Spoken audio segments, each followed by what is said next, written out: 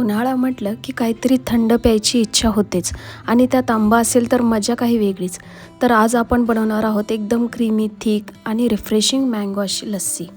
तर सर्वात प्रथम मी 2 आंबे स्वच्छ धुवून घेतले आहेत पाण्याने. नंतर व्हिडिओमध्ये दाखवल्याप्रमाणे आंब्यांना कट करून घेतलं आहे. त्याचा पल्प काढला आहे प्लेटमध्ये.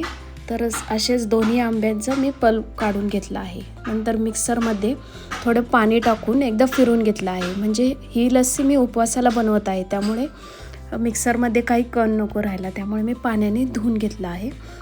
त्यानंतर जो पल्प काढला आहे तो मी त्यामध्ये ओतून घेत आहे. 2 आंब्याचा आहे म्हणून भरपूर दिसतोय तो.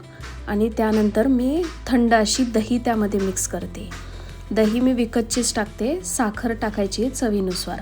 आंबे गोड आहेत म्हणून मी थोडी साखर टाकली आहे. नंतर व्यवस्थित त्याला आहे ना ब्लेंड करून घ्यायचं आहे.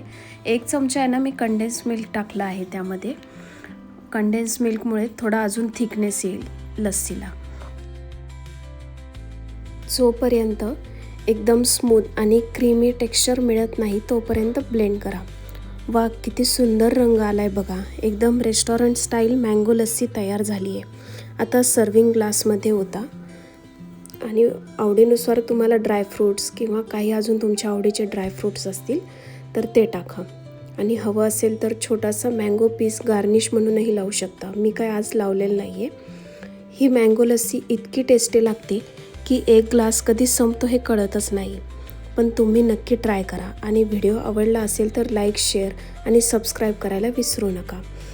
असेच नवीन व्हिडिओ पाहण्यासाठी मला सबस्क्राईब करा. थँक्यू.